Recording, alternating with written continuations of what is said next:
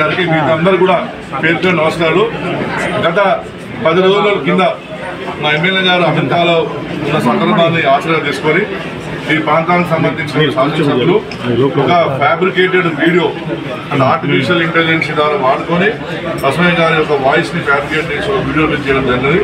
దానిపైన వారు పోలీసులకు కంప్లైంట్ ఇస్తే ఈరోజు సంజాయిషి కోసం మమ్మల్ని పిలవడం జరిగినది.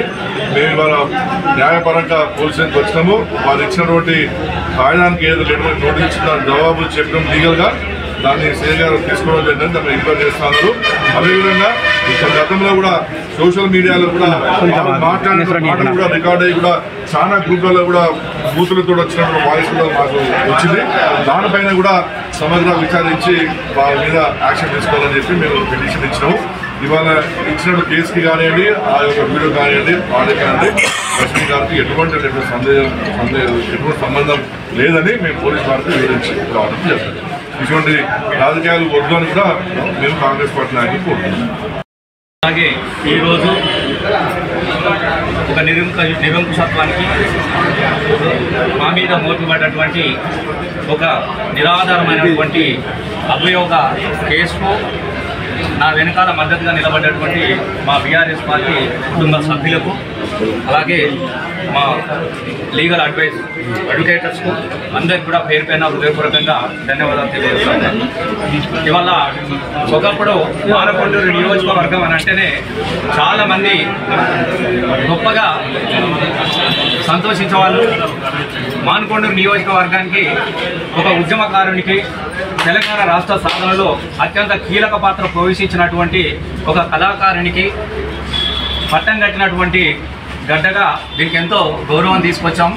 మేము చేసినటువంటి 10 సంవత్సరాల అభివృద్ధి పనుల ద్వారా కావచ్చు, చాలా అద్భుతమైనటువంటి ప్రగతి సాధించినటువంటి నియోజకవర్గాలలో మానకొండూరు ఒకటి.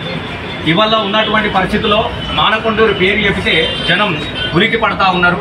ఇలా రాష్ట్ర వ్యాప్తంగా కూడా ఒక నీచమైనటువంటి సంస్కృతి, నీచమైనటువంటి మాటలకు కేరాఫ్ ఏదని అంటే ఇలా మానకొండూరు పేరు చెప్పే దుస్థితి ఇవాళ ఇక్కడ మనకు కనబడుతూ ఉన్నది. ముఖ్యంగా ఇక్కడ ఉన్నటువంటి ఈ ప్రాంతానికి సంబంధించినటువంటి ఎమ్మెల్యే గారు మేము సూటిగా ఒకటే చెప్పదలుచుకున్నాం. ఇవాళ నా మీద ఒక నిరాధారమైనటువంటి ఏంటంటే నేను ఆయనను దూషించినట్టుగా నా మీద ఒక అభియోగంతో కూడుకున్నటువంటి ఒక కేసును నమోదు చేయడం జరిగినది. వాస్తవంగా ఇలా ఎట్లున్నదనంటే దొంగనే దొంగకి ఎడిచినట్టు దొంగ అని చెప్పేసి అరిచినట్టు కనబడుతూ ఉన్నది. ఎవరు దూషించిరో ఇక్కడ ఉన్నటువంటి ప్రజలకు తెలుసు. ముఖ్యంగా పాత్రికేయుల సాక్షిగా 28వ తారీఖు రోజున, దసరాకు ముందు 28వ తారీఖు రోజున ఎవరో సాక్ష్యం అవసరం లేదు. పొద్దున లేస్తే వార్తలు ప్రపంచానికి అందించే జర్నలిస్టుల సాక్షిగా అంతకన్నా గొప్ప సాక్ష్యం ఇంకోటి ఉంటుందని నేను అనుకోను. నియోజకవర్గానికి సంబంధించినటువంటి మొత్తం విలేకరుల సాక్షిగా కనీసము మనిషి అనేవాడు మాట్లాడినటువంటి భాష, ఆ భాషను ఎవరు కూడా విని జీర్ణించుకోలేనటువంటి అసభ్య పదజాలంతో కూడినటువంటి భాషను విలేకరుల సాక్షిగా మాట్లాడినటువంటి ఎమ్మెల్యే గారు 28వ తారీఖు రోజున మరి మాట్లాడడం జరిగినది. వారి తిట్లు మాటలతో వర్ణించలేనివి. నాకు తెలిసి నేను పిహెచ్డి చేసిన ఎన్నో సామెతలను చదివినా కానీ ఇట్లాంటి బూతులు మరి వాళ్ళు దీనిలో నాకు తెలిసి వాళ్ళు డాక్టరేట్ ఈ బూతులనే పొందినట్టున్నాడు గౌరవనీయనటువంటి మానకొండూరు ఎమ్మెల్యే గారు. మరి ఆ బూతులు ఎక్కడి నుంచి నేర్చుకున్నాడో నాకు తెలియదు. మరి వైద్య విద్యలో బూతులు కూడా ఉంటాయేమో అన్నది నాకు మొదటిసారి నేను చూస్తూ ఉన్నా. వారికి నేర్పించిన దానిలో ఇది కూడా ఉంటుందేమో అన్నటువంటి అంశము మనకు కనబడుతూ ఉన్నది. విలేకరుల సాక్షిగా ఒక అర్ధగంట సేపు ఒక్కసారి కాదు, 2 సార్లు కాదు, పోనీ నన్ను తిట్టినా పర్వాలేదు, రసమయ్య గారు ఇసుంటోడన్నా పర్వాలేదు, రసమయ్య అసంటోడన్నా పర్వాలేదు, ఎవరు ఎసంటోళ్ళో జనం చూసిరు. ఇక్కడ ఎవరు ఎలాంటి వాళ్ళో జనంకు తెలిసి. ఇక్కడ నేను 10 సంవత్సరాలు ఇక్కడ ఎమ్మెల్యేగా పనిచేసిన వాడిని. నా గురించి ప్రతి ఒక్కరు కూడా తెలుసు. కంటి పిల్ల నుంచి పసి పిల్లగా నుంచి పండు ముసలి దాకా రసమయ్య అంటే ఎలాంటి వాడో ఇక్కడ వాళ్ళకి తెలుసు. మరి అట్లాంటి నన్ను పట్టుకొని ఎన్నెన్ని మాటలు అన్న విషయం నన్ను తిట్టినా పర్వాలేదు కానీ ఆఖరికి నా తల్లిని తిట్టడం, నా పిల్లలను తిట్టడం, ఆ తిట్లు అంటే మామూలు తిట్లు కావు. తల్లిని తిట్టడం, పోనీ నన్ను తిట్టినవా, నా తల్లి ఏం పాపం చేసింది, నా తల్లి నన్ను కానీ మానకొండ నియోజకవర్గానికి 10 సంవత్సరాలు సేవ చేసుకునే ఒక కొడుకుని అన్నందుకే పాపం చేసిందా, నా తల్లిని పట్టుకొని అనరాని మాటలు తిట్టినావు, నా భార్యను తిట్టినావు, పిల్లలను తిట్టినావు, చివరికి ఎంత విచిత్రమైన పరిస్థితి అంటే ఆఖరికి బాడీ షేమ్, నా వ్యక్తిగతంగా నా కలర్ను కూడా దూషిస్తూ మాట్లాడినటువంటి మాటలన్నీ కూడా పాత్రికేయుల సాక్షిగా ఇలా ప్రపంచానికి తెలుసు. అది చాలా సోషల్ మీడియాలో కూడా వచ్చినది, గ్రూపులలో కూడా వచ్చినాయి. అన్నీ వచ్చిన తర్వాతనే అది నా దగ్గర కూడా రావడం జరిగినది. గ్రూపులలో సోషల్ మీడియాలలో సహజంగానే పెడతారు కాబట్టి, గ్రామాలలో వచ్చింది కాబట్టి నాకు కూడా అట్లనే రావడం జరిగినది. అది జరిగిన తర్వాత నేను వారిలాగా ఏం ఆలోచించలేదు. ఎక్కడ దాన్ని సోషల్ మీడియాలో పెట్టే ప్రయత్నం కానీ, వ్యక్తిగతంగా పెట్టే మాటలు కానీ నేను ఎక్కడ కూడా వారిని దూషించలేదు. నేను ఏం కూడా మాట్లాడలేదు. ఆయన విజ్ఞతకే నేను వదిలేసిన తర్వాత సోషల్ మీడియాలో ఆయన తిట్టిన మాటలు ఆయనే విన్న తర్వాత ఎక్కడ నా పరువు పోతుందో, ఎక్కడ ప్రజలలో నేను తల ఎత్తుకొని తిరగరానేమో, ఎక్కడ నా ఇజ్జత్ పోతుందో అన్నటువంటి ఆతృతతోని, ఎక్కడైతే నా ప్రతిష్టకు భంగం కలుగుతుందేమన్నటువంటి ఆలోచన చేసినటువంటి ఎమ్మెల్యే గారు మరి ఎక్కడెక్కడో ఆయన తిట్టినట్టుగానే నేను కూడా అన్నట్టుగా ఆయన 28వ తారీఖు నాడు తిడితే ఇది 4వ తారీఖు తర్వాత నేను ఇక్కడ లేనటువంటి సమయంలో, నేను అమెరికాలో ఉన్నటువంటి సమయంలో ఆ మాటలు ఈ మాటలన్నీ తీసుకొచ్చి అవి ఎక్కడి నుంచి తీసుకొచ్చిండో, ఎలా మార్పులు చేసినో నాకు తెలియదు.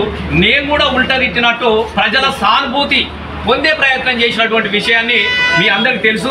అదే సానుభూతితోని నన్నే ఉల్టా అనడని చెప్పేసి నా మీద ఒక ఎఫ్ఐఆర్ 10 సంవత్సరాలలో మీరు ఇన్ని పోలీస్ స్టేషన్లో చూడండి, రసమై బాలకిషన్ మీద ఒక్క ఎఫ్ఐఆర్ ఉన్నదేమో మీరు చూడండి, ఒక్క కేసు ఉన్నదేమో మీరు చూడండి. ఎవరిని బెదిరించినట్టుగా నన్ను బెదిరించిందని చెప్పేసి ఏ వ్యక్తి అన్న పోలీస్ స్టేషన్ వెళ్ళి పోయిన ఎమ్మెల్యే గారు మమ్మల్ని ఇట్లా అన్నాడని చెప్పేసి ఒక కేసు ఉన్నదేమో చూడండి. పోలీస్ స్టేషన్ అనేటిదే ఆమెడ దూరంలో ఉన్నది రసమై బాలకిషన్ ఉన్నప్పుడు. ఇవాళ ప్రతి కార్యకర్త మీద కేసులే. ప్రతిసారి పొద్దున లేస్తే ఎవరు కానిస్టేబుల్ వచ్చి ఎవరు రమ్మంటారో పిలిచే ప్రయత్నాలు, అట్లాంటి పరిస్థితి ఇవాళ ఇక్కడ కనబడతా ఉన్నది. నేను అనరాని మాటలన్నింటినీ నువ్వు తిట్టి నాకు అపాదిస్తూ నా మీద దొంగ కేసు పెట్టినటువంటి మరి ఎమ్మెల్యే గారి కవ్వంపల్లి గారిని మరి నేనేమనాలో మీరందరూ కూడా చూస్తూ ఉన్నారు. నేను ఆయనలాగా చాలా గొప్ప సంస్కారవంతునని మాట్లాడింది ఇక్కడ.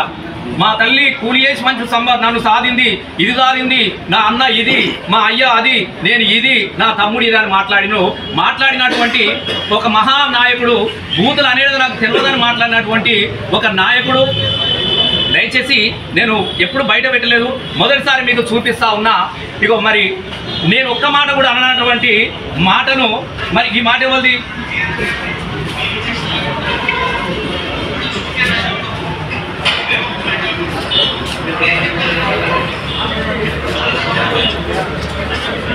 ఇక ఇంతకన్నా ఎక్కువ మాట్లాడితే ఇబ్బంది ఉంటుంది. మరి ఈ మాటలు ఎవరు మాట్లాడింది సార్ నాకు తెలియదు. మరి నీలాగా ఇంకెవరన్నా తిరుగుతున్నారా? ఇక్కడ ఇంకొక జూనియర్ ఎమ్మెల్యే ఇట్లా తిరుగుతున్నాడా? నీలాగా ముసుగేసుకొని తిరుగుతూ ఉన్నాడా? మరి ఈ మాటలను ఎవరు మాట్లాడిరు? నన్ను తిడితే తిట్టినవయ్యా, ఆఖరికి చచ్చిపోయిన వాళ్ళం కూడా. ఇది కూడా చూడండి పాపం, ఇగో అందరికీ అదే భాష, చచ్చిపోయిన వాళ్ళను గదే లండు భాష, బతుకున్న వాళ్ళకి ఆయన ఎవడో పాపం నీ ఇస్తలానికి బుద్ధి బరాబరి చచ్చిపోయిన 100% చెప్తున్నా. సురేష్ గౌడ్ మదికుంటా, నిజంగానే నీకు సంబంధం లేకపోతే మరి అంబులెన్స్ తీసుకొని పోలీస్ స్టేషన్లో ఎందుకు పెట్టినావు?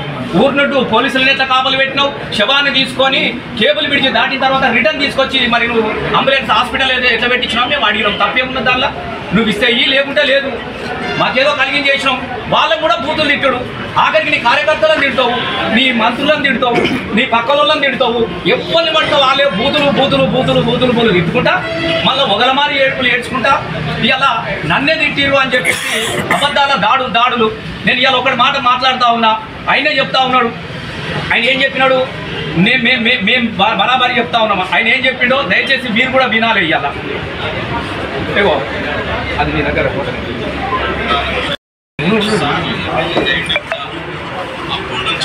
మాట్లాడుతూనే ఉన్నాడు. నేను విలేకరుల సమావేశం ప్రవేశపెట్టలేదు. ఆ విలేకరులు వస్తే చెక్ చేయడం వల్ల ఒక డిస్క్రిప్షన్ ఉండాలి. వాళ్ళు ఏదైనా రాస్తే ఇట్లా అక్కడ నేను తిట్టిన మాట కూడా వాస్తవమే, నేను తిట్టిన మాట కూడా వాస్తవమే. ఈడ నంగనా చేతులు ఏమెడుతున్నాడు? నేను ఒక్క మాట అనలేదు, నేను గొప్ప సంస్కారవంతుని. ఇక మా తల్లి అద్భుతంగా పెంచింది. ఇక ఎవరి తల్లులు ఎవరిని పెంచలేదు. మా తల్లులేమో రోడ్ల మీద పడేసి చెత్తకుప్పలను పడేసింది. ఆయనను మాత్రం గొప్పగా పెంచిన. ఇంత నీచమైనటువంటి అబద్ధాలు సిగ్గని అనిపించాలి కదా కనీసం. నేను మాట్లాడుతున్న అబద్ధం అని అనిపించాలి కదా. నన్ను తిట్టిడే, విలేకరులను కూడా తిట్టుడేనే. వాస్తవంగా నాకేం సంబంధం ఇది? విలేకరులను బెదిరిస్తూ మీరు వార్తలు రాసినందుకు ఏం రాసిరు? అయ్యా బతుకమ్మ పండుగ అవుతా ఉన్నది, బతుకమ్మ చెరువుల దగ్గర లైట్లు లేవు, కాగడాలు పట్టుకొని బతుకమ్మలు ఆడుతున్నారు కాబట్టి దయచేసి లైట్లు పెట్టి మనకి అది ఒక్కటే మాట కదా, ఇదే మాట మీరు రాసిరు. అటు విలేకరులను తిట్టుడు, బెదిరించుడు, విలేకరులను సాటు కూడా మన బూతులు తిట్టిండు. విలేకరులను బూతులు తిడతావు, వార్తలు రాసిన వాళ్ళు బూతులు పెడతావు, ప్రింట్ ప్లే చేసిన వాళ్ళు బూతులు పెడతావు, సోషల్ మీడియాలో పెట్టిన వాళ్ళు బూతులు తిడతావు, నీ కార్యకర్తలను తిడతావు. అందరి కూడా దాడి, నా ఇంటి మీద దాడి, ఇది ఎక్కడన్నా ప్రపంచంలో ఉన్నదా? నేను ఒకటి అడుగుతా ఉన్నా సూటిగా, దయచేసి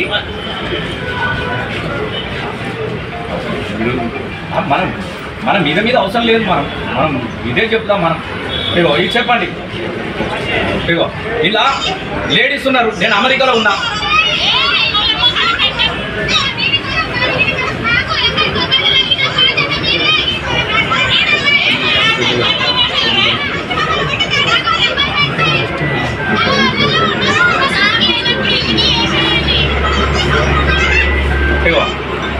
తిట్టి నన్నే తిట్టి నేను అమెరికాలో ఉన్న సమయంలో అక్కడ పాపం ఆడవాళ్ళు చిన్నపిల్లలు ఉన్నారు, పని చేసుకుంటూ ఉన్నారు. నా దానిలో కోళ్ళు ఉన్నాయి, పశువులు ఉన్నాయి.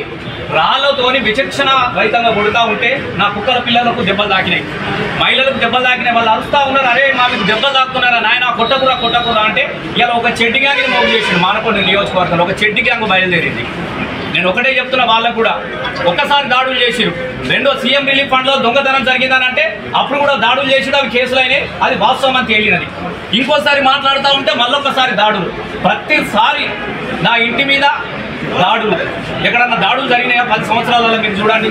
ఎవరు ఇంటి పని కన్నా పోతావా? నిజంగా నేను మాట్లాడితే వాస్తవమో కాదా ఇట్లా ప్రతి కేసు సమావేశం బట్టి నువ్వు చెప్పాలే తప్ప నేను లేనప్పుడు దొంగతనంగా. నేను అమెరికాలో ఉన్నా, నా ఇంట్లో చిన్నపిల్లలు ఉన్నారు, నా ఇంట్లో జంతువులు ఉన్నాయి, పశువులు ఉన్నాయి. ఇలా పశువుల మీద భయంకరమైనటువంటి దాడి, హత్యా ప్రయత్నం చేసిన ఈ దాడి. నేను వాళ్ళకు కూడా చెప్తా ఉన్నా, నేను వేరే ఉద్దేశంగా నేను అమెరికాలో ఉన్నప్పుడు ఈ దొంగతనంగా వచ్చి ఇంటెన్కే వచ్చి ఆనంగా చెత్త పొదలలో వచ్చి రాలేయించాల్సినటువంటి అవసరం ఏమున్నది పాత ఎమ్మెల్యే గారికి అని నేను అడుగుతా ఉన్నా. దయచేసి ఇది ఏం సంస్కారం అని అడుగుతా ఉన్నా, ఇది ఎడి తీసుకుపోతావని నేను అడుగుతా ఉన్నా. నువ్వు మంచిగా పని చేసుకోమని చెప్తా ఉన్నా. చర్చ పెట్టి మన దేని మీద, రేపు అభివృద్ధి మీద చర్చ పెట్టు.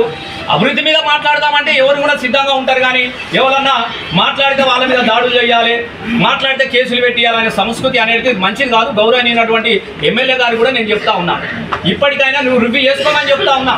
నువ్వు అన్న మాటలు రివ్యూ చేసుకో. నిజంగా నీలో సంస్కారమే ఉంటే, నువ్వు నీ తల్లి గొప్పగా పెంచితే నువ్వు అన్న మాటలకు క్షమాపణ కోరు. ఇదే పాత్రికేయుల మిత్రుల సాక్షిగా నువ్వు మాట్లాడినావు కాబట్టి ఇదే పాత్రికేయులు అందరూ పిలిచి వాస్తవమే ఆ రోజు నేను ఎమోషన్లో మాట్లాడినా, నేను మాట్లాడితే వాస్తవాన్ని ఒప్పుకున్నావు కదా, నీలో నిజాయితీ ఉంటే మాట్లాడాయా. తప్పు మాట్లాడినా క్షమాపణ చెప్పాలి.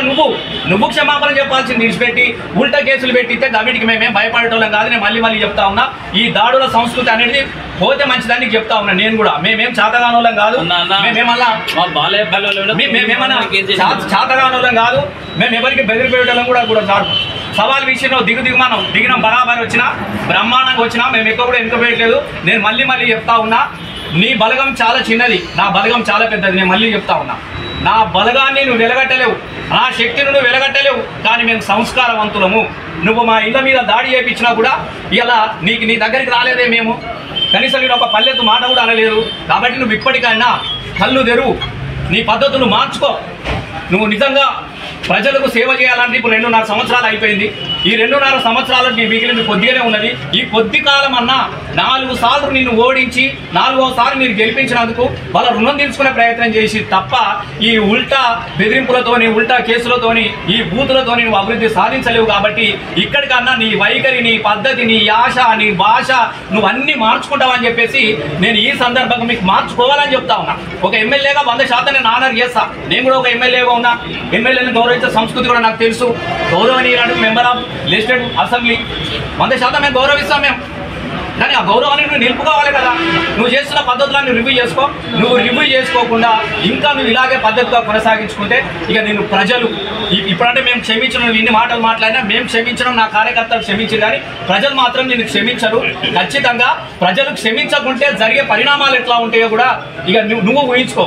మేమేమనట్లేము ఉంచుకోవాలంటే ఈ సందర్భంగా మీ అందరు కూడా మా పాతికేయ మిత్రులకు కానీ మిగతా వాళ్ళందరూ కూడా పేరు పేరు నేను ధన్యవాదాలు తెలియజేస్తా ఉన్నా. దయచేసి నీకు కోపాలుంటే మామూలుగా మా మీద దిగి కానీ మా మీద వార్తలు రాసే విలేకరుల మీద నీ ప్రతాపం చూపొద్దు, నువ్వు దూషణలు చేయొద్దు అని చెప్పేసి మేము హృదయపూర్వకంగా కోరుకుంటున్నాం.